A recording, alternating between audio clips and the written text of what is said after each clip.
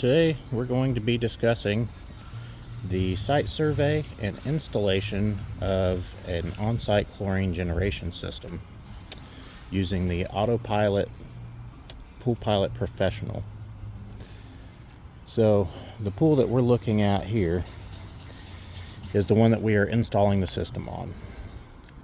This pool total volume is about 50,000 gallons. However, it is divided in the middle by a step that essentially makes it into a 20,000 gallon pool on this side, and on the other side about a 30,000 gallon pool. Now, if the pool circulation equipment is set up so that one pump and one filter runs one side and one pump and one filter runs the other side, then we could have a very big problem with distribution of chemicals. We also have a fountain feature here that I currently have turned off. But we have fountains and waterfalls, and we also have fountains in this shallow walking area. So the first step is calculating the pool volume, which we've already done. Next, we're going to take into account any features: waterfall, fountain, splash pad, slide, anything like that. Any aeration in the water is going to increase acid demand. It's also going to increase chlorine demand. After we've done that, we're going to calculate the size of the system that we need. According to the health department, we need to be able to produce 3 pounds of chlorine per day per 10,000 gallons. The commercial Autopilot CC15 cell will produce 2.73 pounds of chlorine per day, running 24 hours a day at maximum output. Coming from the manufacturer, they are not set up for that. You have to manually change the settings in the menu to increase the power output to be able to achieve that. They come at about 2 pounds per day. So next we need to take into account the bather load. Okay, so that's done by measuring the length and width of the pool to get a surface area, and then dividing that by 20 square feet per person per hour. The average number of bathers per hour a pool is open equals the daily bather load. Okay, so a high bather load is going to require a larger system to keep up with chlorine demand. Pool like this, a 50,000 gallon pool, the minimum size unit we could put on here would be a 5-cell commercial unit. Fortunately, that's what we have today. So next, we need to look at the acid drum location. Now that we've figured out how big the unit is, we need to figure out how we're going to deliver acid. So we're walking over to the equipment room. We're going to take a look. Now you can see as we're approaching that this open door here is the equipment room, and to the right we have the fence with some shrubbery. That's actually where our acid drum is going to have to go, because inside this equipment room there is no room for acid. We cannot put it here because it will block the electrical panels. We don't have a minimum 3-foot workspace if we place it here. Also, we'll be stumbling over acid drums to get to any of the pool equipment. We only have about a 2-foot by 3-foot square here to work with. Okay, so acid drums inside this room, not an option. We have to put it in a shed out here.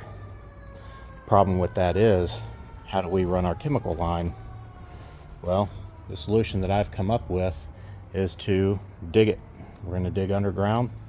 We're going to cut a channel through the sidewalk here, and we're going to punch a hole through the wall through this natural stone block.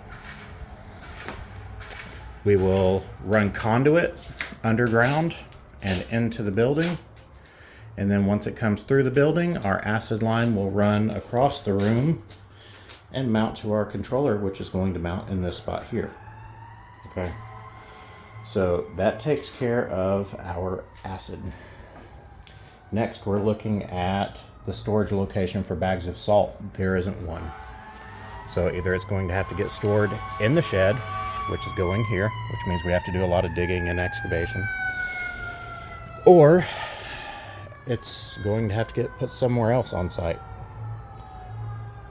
Next, access to the acid drum and dry good delivery. So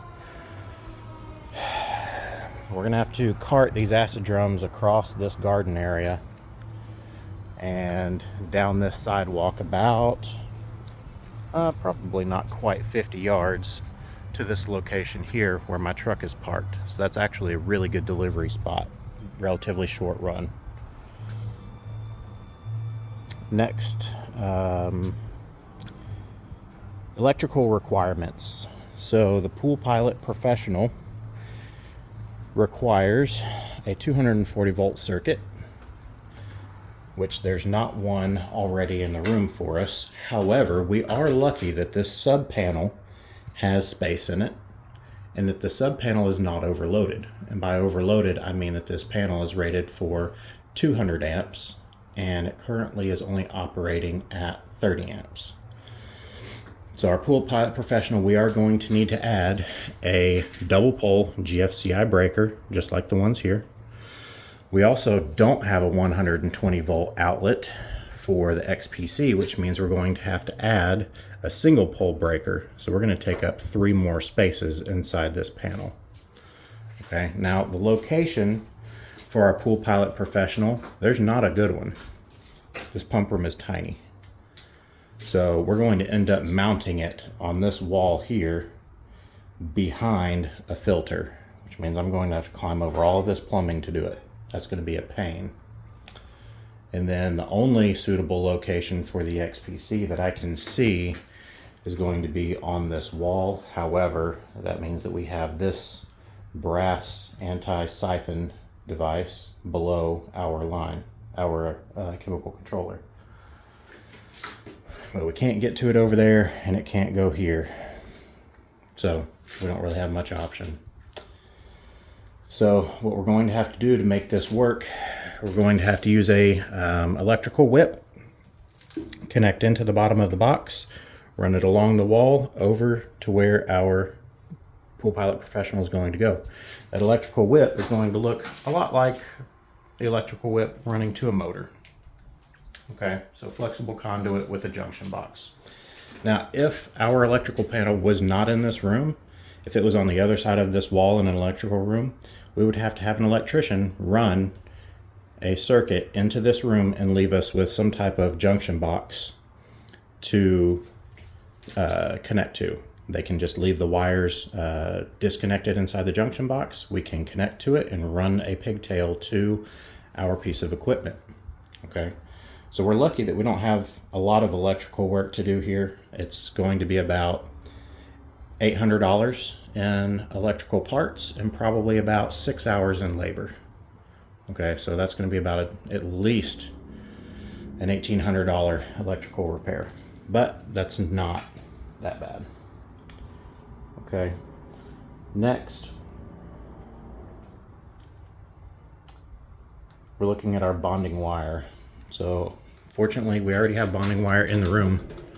That's this here that's connected to the grounding lug, so we can fortunately use a split bolt connector there, and then we can bond our Pool Pilot unit.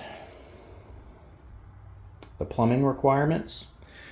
Now this is on a 2-inch manifold. Okay, so our 2-inch manifold has to be connected to the plumbing of this filter here.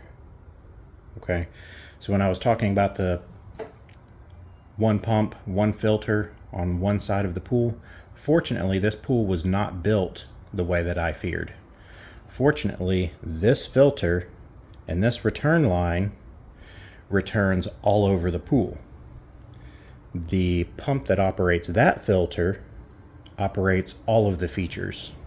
Okay, so we can't use that one, or else we'll be putting chemicals into the fountain and into the tanning ledge sprays. So that's not an option. This is our only option. Now, if it was set up where this one did half the pool and that one did half the pool, this system would not work. We would have to integrate both systems into a single return line and do a major replumb. Okay, so our cell is actually going to have to fit on this little short piece right here where this flow meter is. Now we don't have a lot of room to work with. It's extremely tight, and we're going to end up bringing the manifold out into this walkway and further taking up some of our tiny room inside of here. And that's 2.5-inch piping for our manifold, so we have to do a double bypass to throttle our flow properly. Our minimum flow rate to activate the cells is going to be 20 gallons a minute. Our maximum flow rate is going to be 70 gallons a minute. So we'll have a bypass in between the inlet and outlet line to throttle the proper flow. And that's going to be the major considerations for this survey. Now I'll take some video during the install and we'll put it all together.